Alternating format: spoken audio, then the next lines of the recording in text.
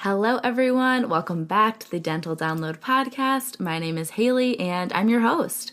Today, we are joined with another guest for this episode, but before that, I do want to do a quick little intro. I have the time this week. I want to sit down and be a little bit thorough with you. I'll be saving the big updates for our episode coming up in a few weeks. I finished my semester on April 22nd, so I have one final coming up this week. I have 4 the following week with a practical, and then 4 the week after that, and then I'm done with my first year of dental school, which absolutely blows my mind.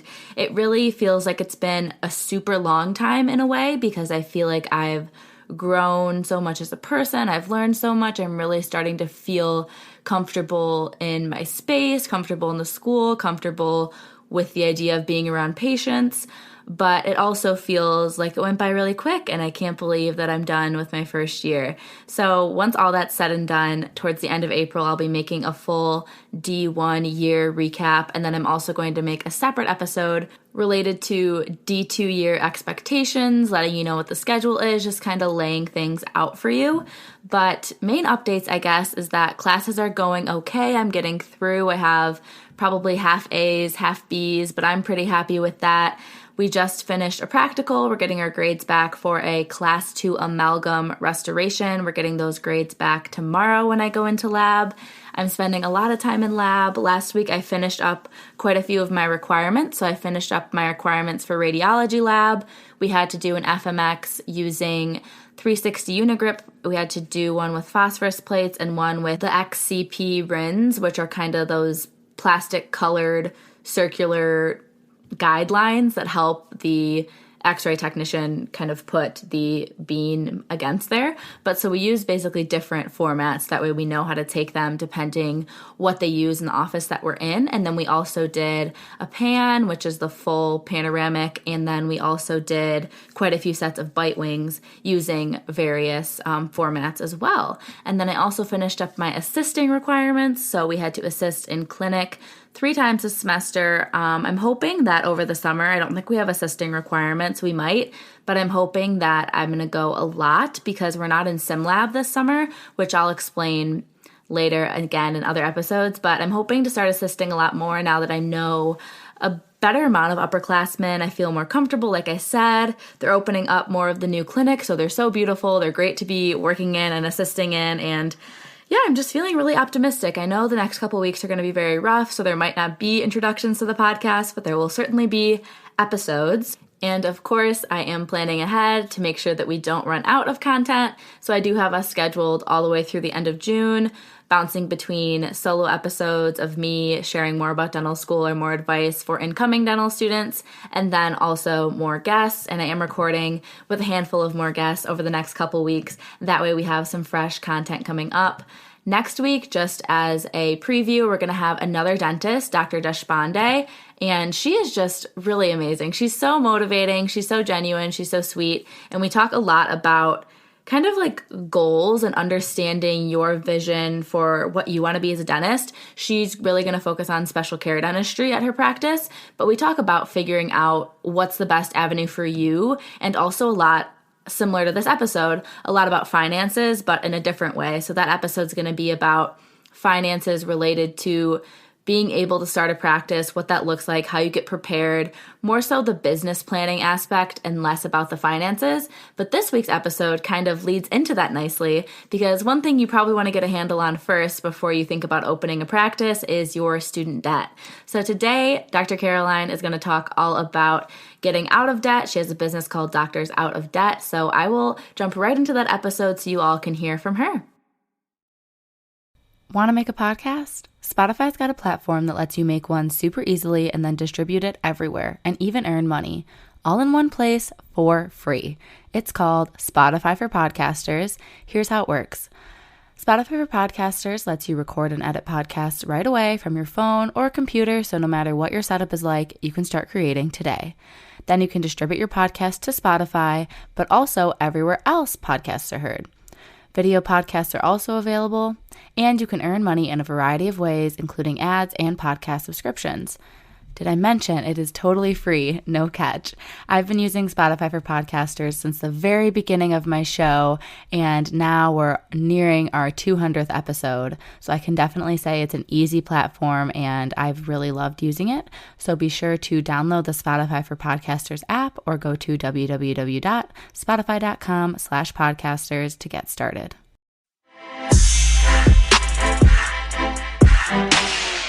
Hi, everyone. So today we are joined with another guest, and I will let them introduce themselves. Hi, everyone. Thank you so much for having me. I am Dr. Caroline Clerisme. I am a general dentist in Manchester, New Hampshire.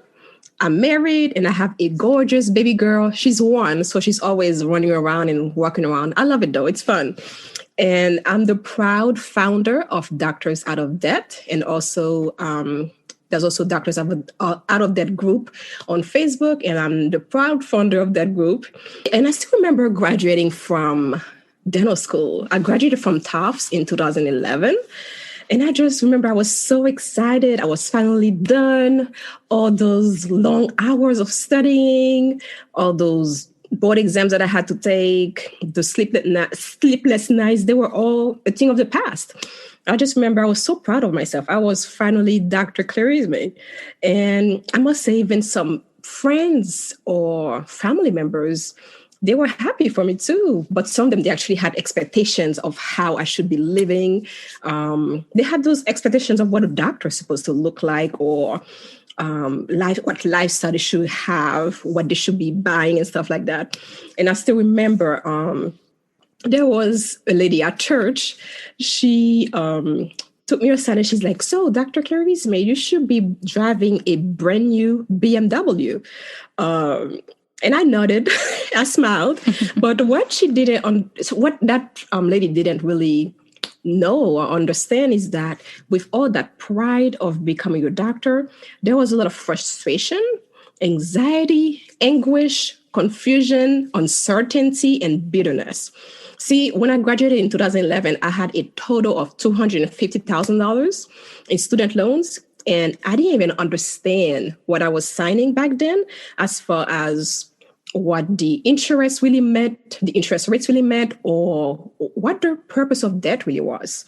So I was very happy to be a doctor, but that was an area where I was like, I don't know what to do next as far as the debt. And I did what most people do. I hired a financial advisor that a friend of mine recommended. And months later, though, my insurance kept accruing. I had a whole life insurance that I wasn't sure if I should have or not. And I wasn't paying that financial advisor directly. And so to me, that was a bit confusing. And looking at some upperclassmen or the dentists, they were taking 10, 15, 20, 25 years to pay off their debt. But when I was in dental school, they were telling me like, "Oh, don't worry about the debt. In 7 or 10 years, you'll be able to pay it off quickly." But I felt lost and confused because there was so many different information coming my way. And at the same time, I just knew that I wanted to be out of debt. And something that really pushed me is I went to a wedding, a friend of mine in Baltimore, in Maryland. It was a gorgeous, gorgeous wedding. And it was a huge wedding, probably like 350 guests, huge wedding. And it was an Indian wedding. And of course, all of the women, they had their nice sari and everything. And so that was a friend of mine from dental school. And she was marrying someone who had just gotten his PhD from MIT. Just to give you an idea, very well-educated people, well-to-do and stuff like that. So I was always told that Maryland had the best crabs or crab cakes. I was like, I need to have some Egg Benedict crab cakes then. So I remember I went at a restaurant for brunch, and I ordered some Egg Benedict crab cake. It was delicious, Haley, delicious. And then when it was time to pay the bill, pay for my meal, my card got declined. 2 cards got declined. And it was so embarrassing with having the waiter telling me, "Maybe you shouldn't be doing that much shopping, ma'am." And I could feel people looking at me like, saying some things that weren't very nice, So that was very embarrassing. That's when I said, this is it. I do not have to live like this. This makes no sense. I'm a doctor. I shouldn't live like this. This is not the dream. This is not what I had envisioned for my life. And pretty much that's when I decided to just go full course and pay off $250,000 in 4.5 years. And now, I have no debt, and I'm not paying. So the money that I used to pay towards the student loans is not going towards creditors anymore. I don't have to pay Sallie Mae anymore. I pay my costs cash.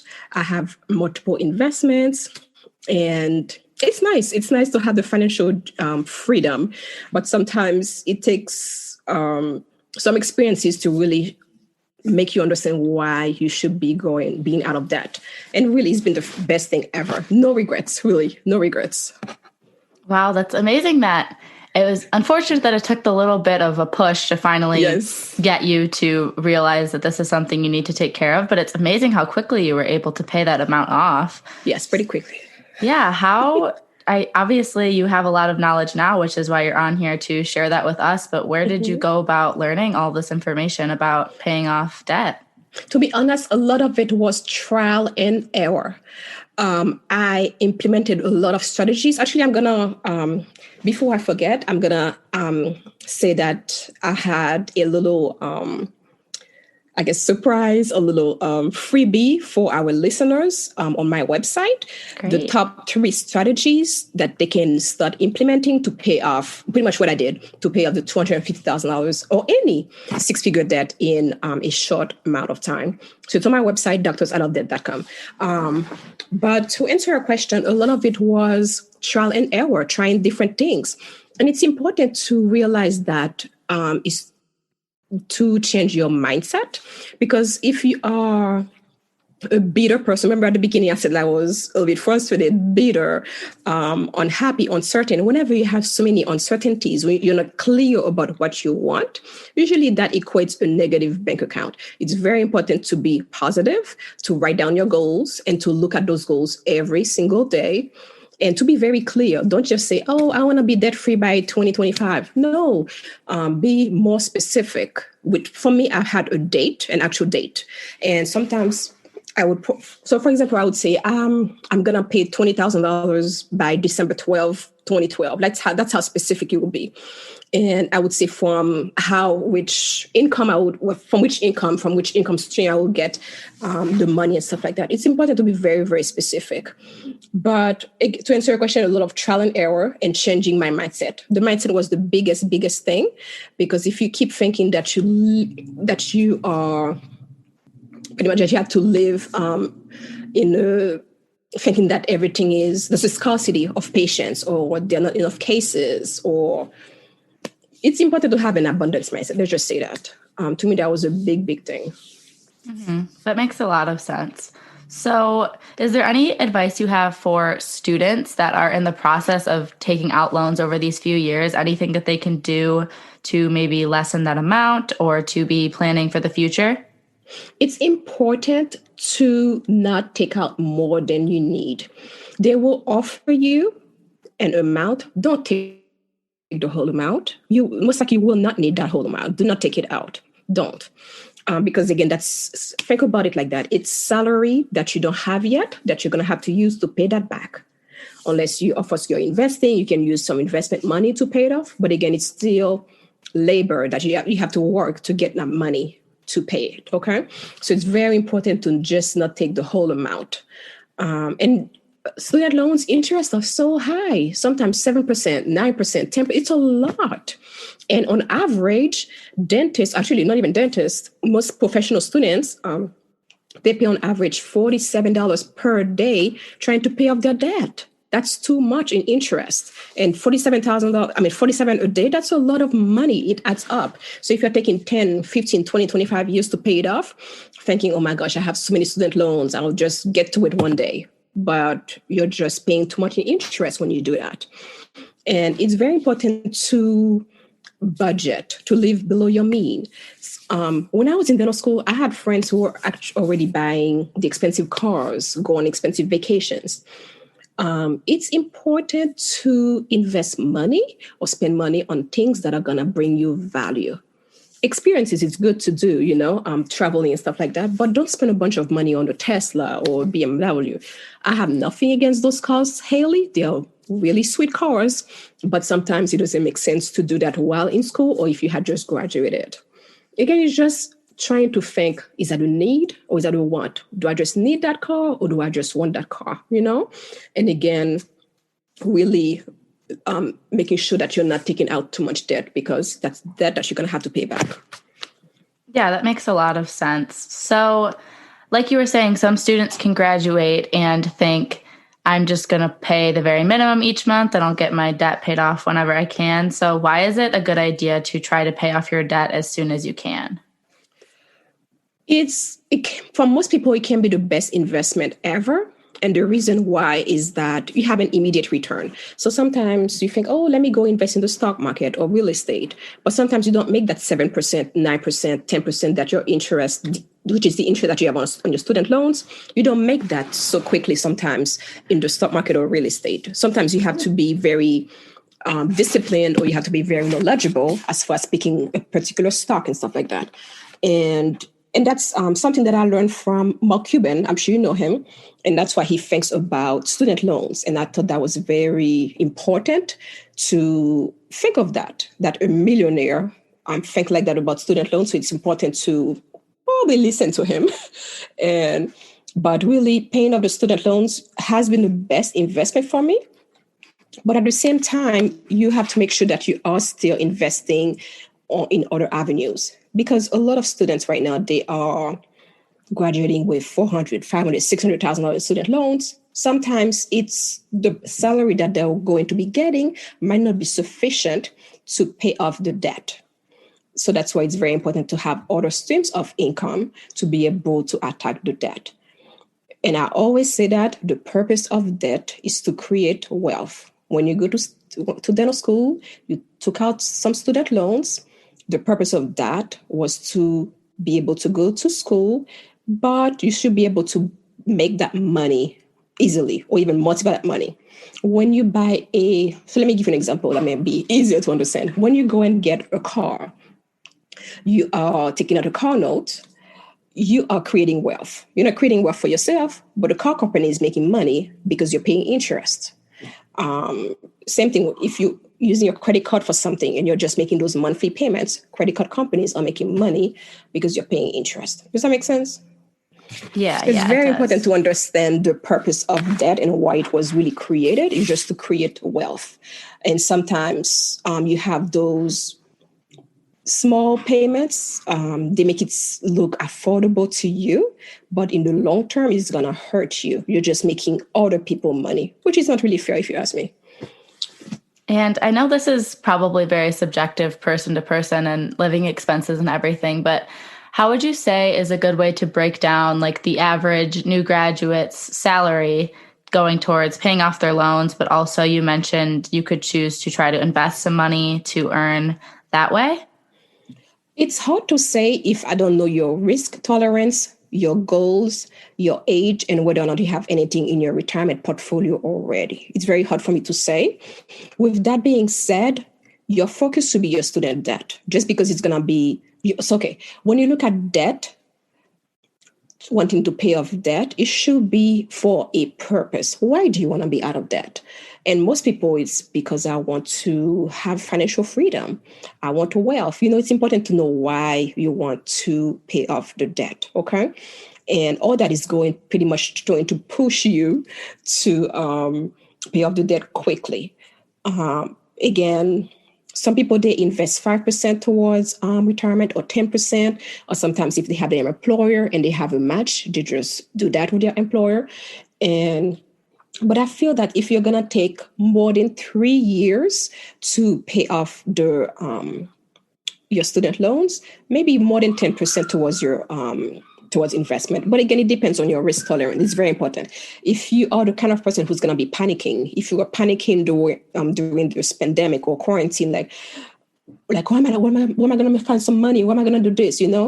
Or if you're the kind of person who panics a lot when it comes to investing, maybe it's better to just focus on your student loans.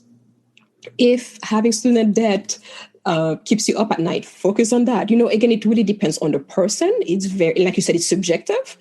Or as well, your age. If you are in your 40s, it's better to it's better to definitely not neglect retirement, because you don't want to just pay off $500,000 and have nothing in retirement. You know what I'm saying? But again, at the same time, it depends on how aggressive you have been trying to pay off the debt. I'm working with a client. She's a pediatrician, and she's paying back $537,965 of student loans. And when she contacted me, she said, Dr. Clerisme, I want to pay it off in 4 years by the time I'm 40. So I set up a plan for her. I showed her exactly what to do, how to go from the debt that she has to zero debt in 4 years. It's very aggressive, but she keeps sending me updates that she's following the plan. Again, it depends on your goals. It's very important to know what you want, why you want to be out of debt. It's very important to actually write it down, Haley. Why do you want to be out of debt? What is your goal? Because we have different goals, and pretty much after you are clear about all those things, you can better decide, okay, let me put that much into retirement and put that much towards student loans. But it's always better to have to invest more, to spend the money towards the student loans, because debt is pretty much like the barrier or the obstacle sometimes, or the middleman to get to wealth. Unless you pay off the debt, your net worth is still going to be negative. So you have to take care of you have to remove the debt to be able to have a positive net worth. Does that make sense? Yeah, definitely. Okay. Yeah, I have a follow-up question specific to dentistry. I know a lot of people choose to purchase a practice to run a private practice. Mm-hmm. Would you recommend waiting and paying off your debt, just working as an associate or something first? Or do you think it can be worth it because you have such higher earning potential if you go into ownership right away while still having the student loan debt? I think, again, it's very subjective. It's up to you.